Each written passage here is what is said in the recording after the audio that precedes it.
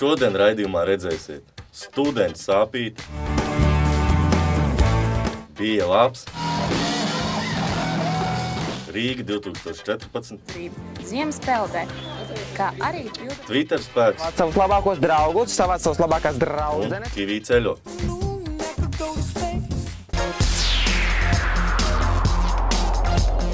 Sveiki, skatītāji! Mēs esam Latvijas Universitātes studentu veidots raidījums, kas pastāv jau 4. gadu.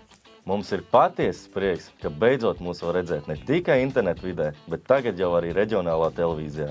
Mani sauc Ieva, Mairis, un mēs katru nedēļu ar jums tiksimies, lai pastāstītu par studentiem svarīgo, aktuālo un interesanto. Esam svaigi, zaļi un sulīgi. aiziet! Topošiem vidusskolas absolventiem tuvojas īpaši brīži, eksāmenu laiks, pēc kuriem nāk izlaidumi un kas tālāk lēmumu pieņemšana, ko darīt pēc vidusskolas absolvēšanas. Citi dodas strādāt, citi atpūšās, bet daži grib turpināt mācības. Kādas iespējas piedāvā izglītība, to varēja aplūkot skolu 2014. Vai izstāde palīdzēja kādam pieņemt lēmumu, vai arī dažs vienkārši aizgāja pakaļ pildspalvām? Skatieties!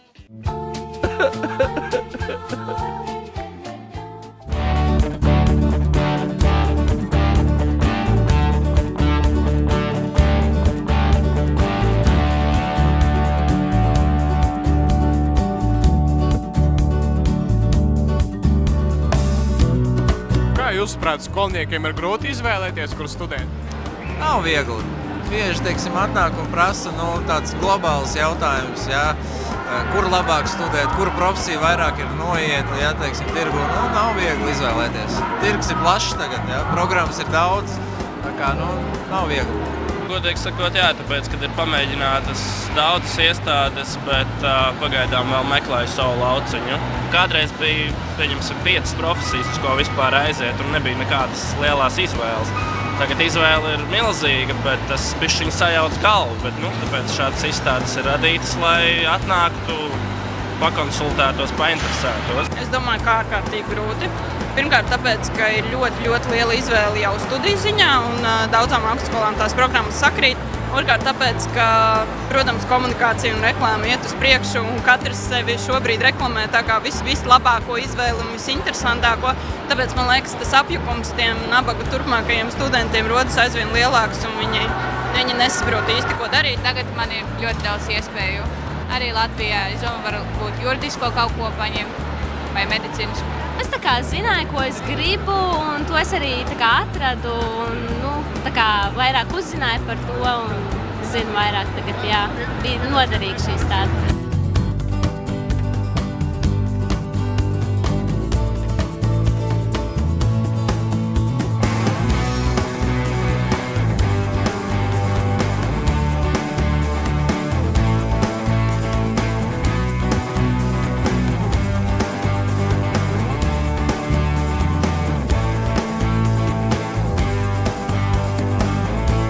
Labas tādas iespējas, un es arī visiem stāstu, kas mūs apmeklē mūsu stendu, lai viņi nāk gan uz atvērtajām durvīm un izbauda paši uz savas ādas, vai viņiem patīk tajā augstskolā vai nē, gan arī, lai viņi izmanto studentu kurpes, kas ir tā kā ēnu dienas skolēniem, studentiem, un vienkārši atnāk uz to fakultāti un sajūt drīzāk, vai tā ir viņa izglītība, nekā vadās tikai pēc informācijas. Jā, šeit arī izstādē ir redzams tādi cilvēki, kuri ir sapratuši, ko viņi grib, un viņi nāk un meklē tieši to studiju virzienu vai to profesiju, kas viņus interesē, un ļoti daudz ir tādi, kuri, diemžēl, nezin vēl pagaidām. Viņi saka, ka viņus interesē viss vai arī neinteresē nekas. Tad, piemēram, šādiem cilvēkiem ļoti var noderēt šāda lapa. Mājaslapa, kurā ir pat labi apraksts par 81 profesiju, intervijas ar šiem profesionāļiem, attēlu galerijas un saites, kur tālāk mācīties. Viņiem ir iespēja izmantot tā saucamās atvērto durvju dienas un doties uz šīm izglītības iestādēm, lai apskatītos, kādas specialitātes tur tiek piedāvātas, kā izskatās šī izglītības iestāde, kādi ir pasniedzēji, kādi ir citi audzēkļi, vai tas viņus interesē. Jums ir kaut kāds profesijas izvēles tests. Kā jūs domājat, viņš reāli var palīdzēt skolniekam izvēlēties? Es domāju, ka jā, jo es pat arī aizpildīju šo testu. un nenožēloju to, ko man parādīja rezultāts. Tagad mācos grāmatvedību. Visprecīzākā ir valsts datubāze, ja, kur ir svr.ikvd.gov.lv, kur ir pieejama pilnīgi visa informācija par visiem akreditētiem studiju virzieniem, visām licencētajām jaunākajām programmām, visām augstskolām, ja, kur tiešsaistē jums iespēja uzdot jautājumu, teiksim, vai konkrētā programma ir akreditēta vai nav. Ja, tā ir vienīgā vieta praktiski Latvijā, kur var iegūt tādu informāciju. Es novēlētu viņiem izvēlēties tas, kas viņiem patīk, tas, kas viņiem padodās.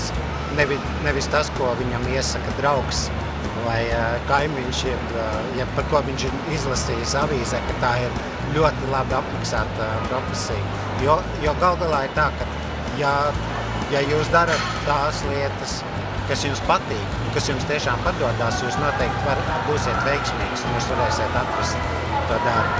Cik pildspalvas dabūji vai cik gribi dabūt? Pagaidām man nav nevienas. Būtu priecīgi arī par vienu. Godīgi teikšu, neesmu atnācis pēc pildspalvām, esmu atnācis pēc informācijas. Bet par pildspalvām arī neteikšu neko sliktu, ja kāda gadīsies. Nevienu, tikai vienu zīmuli. Pagaidām 5. Mērķis ir 20.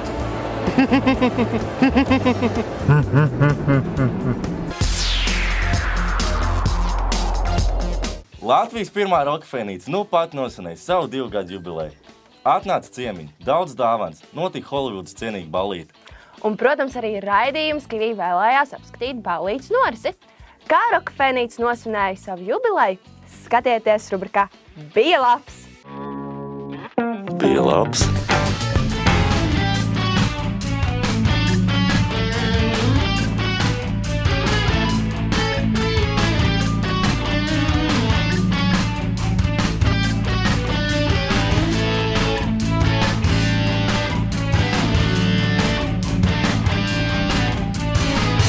Jūs esat slavenākā Vizemes grupa, precīzāk Valmierā. Kāds jums sajūtas ir uzstājoties ārpus Valmieras robežām? Tāds dīvains, drabuli parasti rauj. Nespēja koncentrēties, jā, tad samulsums un tad sākumā parasti kaut kāda panika iestājas, bet pēc tam jau, kad paņem vālītes un vēl kādas pirmās 2 notas, tad jau tā kā bija tas drabulis mazāks, bet tas drabulis iet cauri visu laiku. Valmierā ir kaut kā drošā. Mārkali ir tā, ka savs muti visu laiku. Nevar padziedāt, paspēlēt. Ļoti grūti.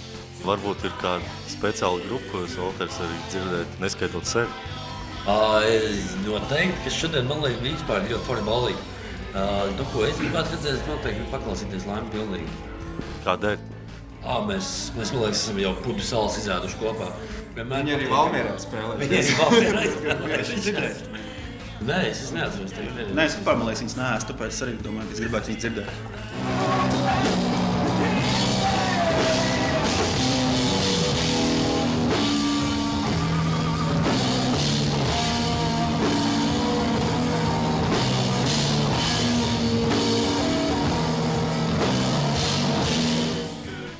Novēlēt rokafēnīcē. Visu laiku lido zaļu pili. Pēc? Tāpēc viņa garšīga. Visu šo gadu būtu vēl vairāk apmeklētāji, vēl vairāk naudas un daudz jautrības un vēl vairāk jaunas grupas. Turamies, tāpat uzturam sev kārtībā. Nāks visi. Es tā iedomājos, ka īstenībā viss ir ideāli. Ja tā ņem, ir ļoti plašas telpas, var apmaldīties, ir ļoti laba skatuve, pieejama. Ir padomāts, kad ir pārdomāta tā lieta, kas ir backstage, un uz skatuves ļoti laba dzirdamība, ļoti labi var redzēt publiku, bet es novēlu, varbūt pie šī visa komplekta klāt, varbūt izbūvēt, cik tas stāv ir? 3. Šis laikam 3. Pēdējais, ja? 3. Mēs novēlam izbūvēt 4. stāvā viesnīcu, ja? Tad mūs šeit vispār nedabūs ārā.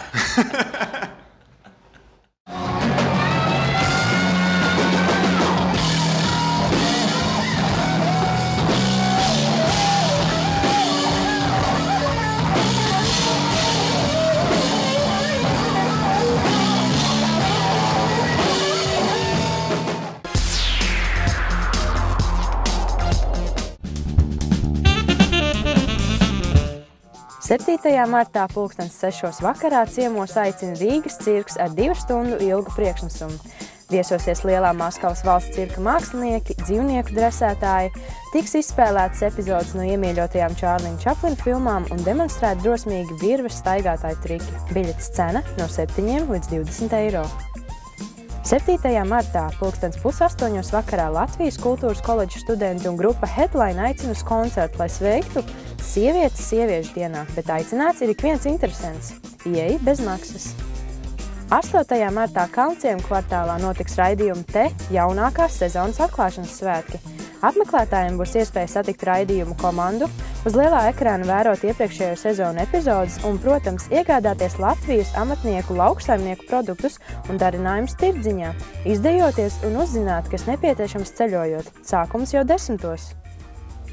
5. martā Mazajā Ģildē norisināsies pirmais improvizācijas teātra cikls. Par šovu rūpēsies improvizācijas teātra projekts Improvide, kurš iesaistīs arī skatītājus, lai caur spontāniem, improvizētiem stāstiem nedaudz ironiski paskatītos uz ikdienišķo.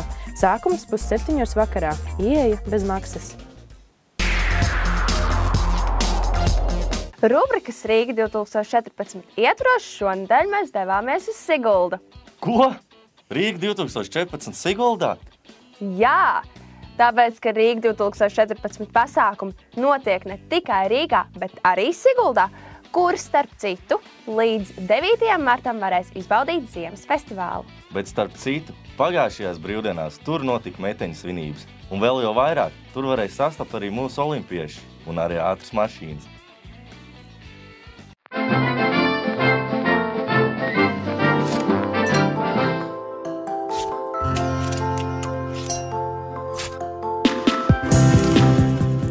Sigulda ir Latvijas ziemas sporta galvaspilsēta. Sestdien, 1. martā Siguldā norisinājās ziemas festivāla atklāšana. Jau agri no rīta rallija entuziasti, jeb ik viens, kur rīcībā ir kāds transporta līdzeklis, stāvēja pie starta taisnes, lai piedalītos turisma rallijā. Viss sākās 96. gadā, kad mēs iesākām šo domu par piedalīšanos, un tad jau lēnām par šiem gadiem savācām šos darbus. Viss tā. Tieši tā, jā. Vakar uzšvā. Jebkurā sporta veidā vienmēr ir vajadzīgs darbs. Tas tev pats ir. Pēc rallija festivāla apmeklētājiem bija iespēja pārbaudīt savu drosmu un izturību ziemas peldē, kā arī pildot ierastās tradīcijas piedalīties meteņu svinībās.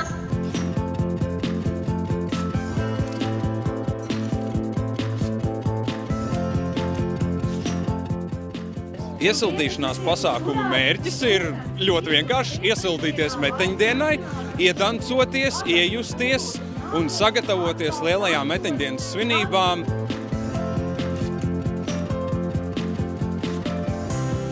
Sagaidot tumsu, tika sagaidīt arī ilgi gaidītā ziemas festivāla atklāšana un mūsu olimpiešu festivāla svinīgā karoga pacelšana mastā.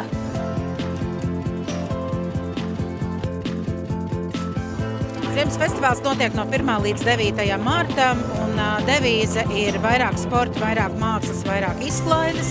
Un tas iemesls tieši tāds ir, ka, lai Sigulda būtu zinām ne tikai kā sporta pilsēta, bet lai zinātu arī to, ka ar kultūru un mākslu var nodarboties itin labi ziemā, un sports ļoti labi var sinerģēt arī ar kultūru. Un ko jūsuprāt, ikvienam vajadzētu šajā nedēļā apmeklēt? Pirmkārt, vajag vispār līdzdarboties, ja, jebkurā aktivitātē, kur cilvēki tiek aicināti, un tāpēc mēs arī mēģināsim pirmo reizi ziemas festivāla ietveros, darbdienas vakaros, šeit pat Dzelzceļa stacijas laukumā uz skatuves iesildīt ziemas festivāla atmosfēru. Tieši ar tādu domu mēs katru vakaru vai nu dziedāsim, vai dejosim, tātad iesaistot arī iedzīvotājus šajās aktivitātēs, arī muzicēs jaunās siguldiešu jaunie mūziķi. Un savukārt, tad, kad sestdien mēs satiksimies lielajā kulminācijas pasākumā Ledus trašu zvaigznes un karaļa bobsleja trasē, nu tad vistiešākā veidā ir jābūt klāt, lai suminātu mūsu olimpiešus, lai paņemtu no viņiem autogrāfus, un arī tādā veidā tu vari līdzdarboties. Tā kā visvairāk, būt klāt tajās aktivitātēs, tas ir svarīgākais. Mēs varētu kaut kur aizbraukt, atpūsties. Varam. Varbūt šeit? Nē, tur ir pārāk augsts. Tad šeit. Nē, tur ir pārāk netīri. Labi, varbūt šeit. Tur gan. Katru mēnesi raidījums Kivīte dosies ceļojumā uz kādu no Latvijas pilsētām. Šoreiz tā būs Vēja pilsēta Liepāja. Tur mēs satikām Liepājas vietējos iedzīvotājus, kur pastāstīja par ievērojamākajiem apskats objektiem.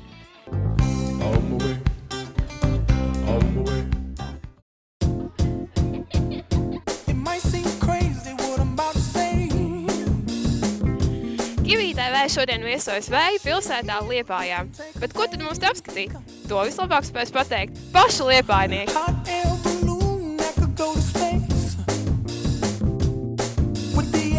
Katrā ziņā Jūrmā. Droši vien Liepājas cietumi, ja ir iespēja.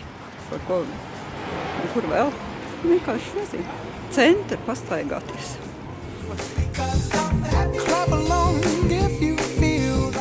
Es pieņemsim lepojas ar to, ka mums ir tik skaists rožlaukums, ko sauc par Liepājas sirdī.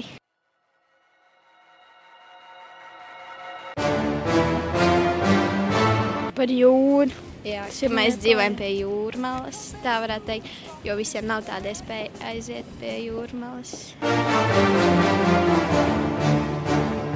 Liepājā pirmām kārtām es gribētu pieminēt pludmali. Es domāju, ka tomēr ir tāda atšķirīgāka nekā citur.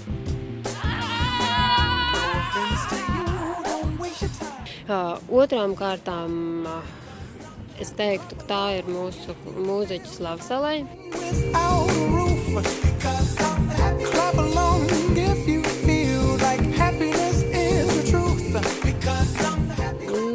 Teātra mīļotājiem noteikti ir jāapmeklē arī Liepājas teātris.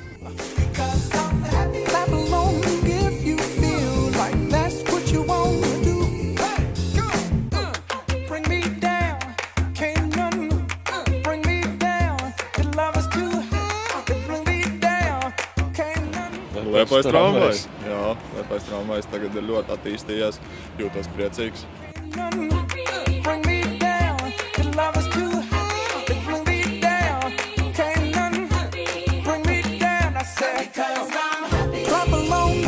Fonteins.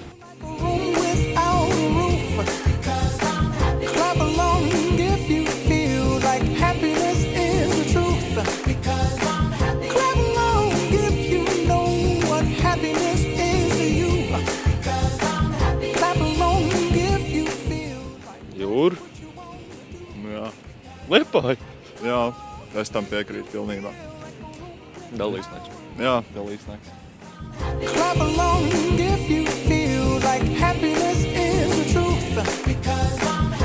Nu, ja godīgi man patīk Liepāja kā pilsēta, man nav tādas lietas, kas man nepatīk.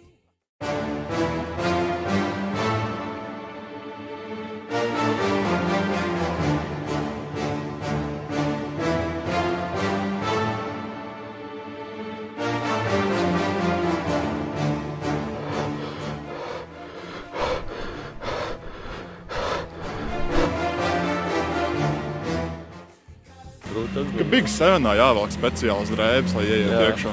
Laikam jau vienmēr ir kaut kas nepatīk, bet lai paliek tā netīrā veļa mums pašiem. Nezinu, kas nepatīk. Viss patīk.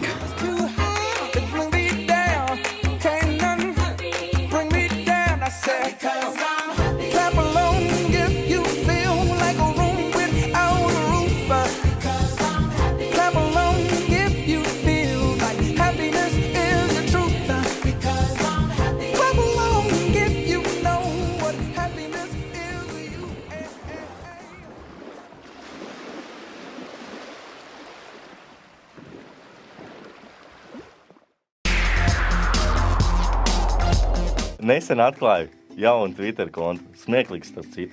Kas tur tik smieklīgs? Tiešām grib dzirdēt. Ko Dakša teica karotē? Neko Dakšas nemāk runāt.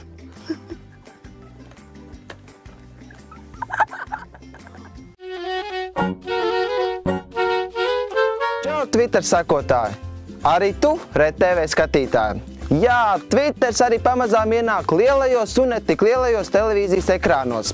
Un arī es, Twitter spēks, nolēmu doties tur, jo redzu, ka tur arī notiek visādas interesantas lietas no manām mājām, proti no Twittera. Pagājušā nedēļā Twitter lietotāji Latvijā arī aktīvi sekoja līdzi notikumiem Ukrainā, kā arī dalījās ar iespaidiem par piketu, kas notika svētdien Rīgā Antonijas ielā 2. Arī diezgan daudz cilvēki tvītoja, jeb kā Rainis teica, čivināja par vienu nozīmīgu pasākumu, kurā pulcējās tūkstošiem cilvēku, un kuri arī diezgan nevarēja zināt par savu nākotni, proti tā ir skola 2014, kas jau kārtējo reizi notika Ķīpsalā. Arī es tur biju un ieraudzīju diezgan pabriesmīgu skatu, proti pretī nāca bērni maziņi ar lieliem baloniem, ar lieliem makulatūras krājumiem rokās, ar daudzām pildspalvām. Es nezinu, kāpēc tik daudz pildspalvas vajadzīgs, ar cilvēkam ir tikai 2 rokas, nevis 8 kā 8 kājiem. Visticamāk, viņi šīs bildes ar makulatūrām liks Twitterī, jo man patīk makulatūras un baloni un bērni un pildspalvas. Arī bija gana daudz tvītu par Rīgas Dinamo spēli, un no rītdienas, kad sāksies pirmā play-off izspēle, apsolos neskoties tieši līdz tam brīdim, kad Latvijas labākā komanda neizlidos ārā. Arī latvietas sekoja līdzi Oskara balvu ceremonijas pasniegšanai un bēdājās, ka mīkstais Leonardo DiCaprio nedabūja balvu, un viņš zaudēja īstam vecim Matthew McConaugheyam. Un tagad kārtējies jēdzīgais padoms no manis. Gribi daudz retītus un favoritus? Savāc savus labākos draugus, savāc savus labākās draudzenes, nosēdies, nofokusē, neaizmirsti par kadrējumu, par vaitbalansu un re! Bet tas nestāv klāt vēl kādam nozīmīgam notikumam, kas notika ar mani pagājušā nedēļā. Proti, man piesakoja tāds Twitter konts kā...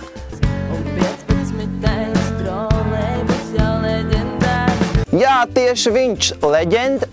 Pagaidi. Dārākais transporta līdzeklis pasaulē. Es, uzzinot tāds jaunums, uzreiz piezvanīju mammai.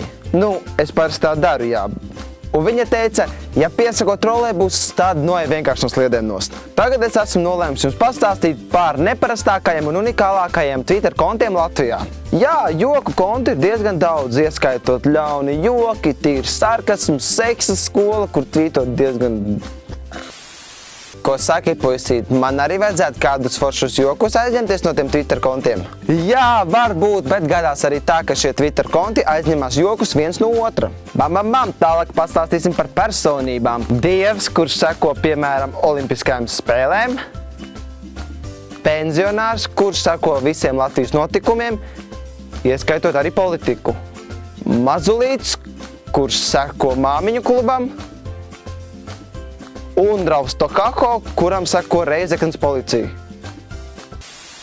Un tagad paskatīsimies nedaudz citādākus, jeb dīvainākus Twitter kontus. Kā īsti šādi Twitter konti rodās? Anglijas Premjerlīgas spēlēs starp Tottenham un Liverpool izskrēja spēles laikā kaķis.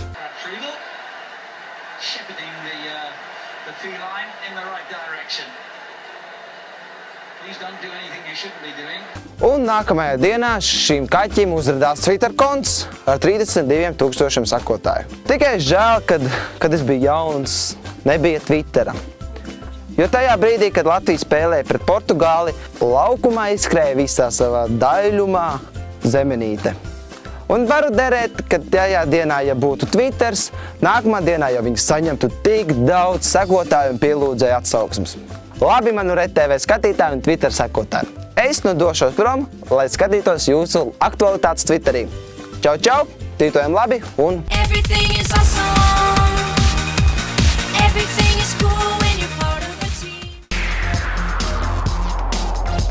Paldies, ka skatījāties mūsu raidījumu. Ja jums ir kādi ieteikumi, jautājumi vai vienkārši vēlaties ar mums sazināties, rakstiet uz mūsu e-pasta adresi kivi@kivitv.lv, kā arī apciemojiet mūsu mājaslapu kivitv.lv. Neaizmirstiet par Twitter un Facebook, kā arī par Instagram. Ja jūs vēlaties redzēt kāds no mūsu iepriekšējām epizodēm, sekojiet mums YouTube kanālā. Un, protams, tagad mēs esam paaugušies, tātad sekojiet līdz RTV programmai. Tiekamies nākošanai šajā pašā vietā, šajā pašā laikā. Atā! Atā!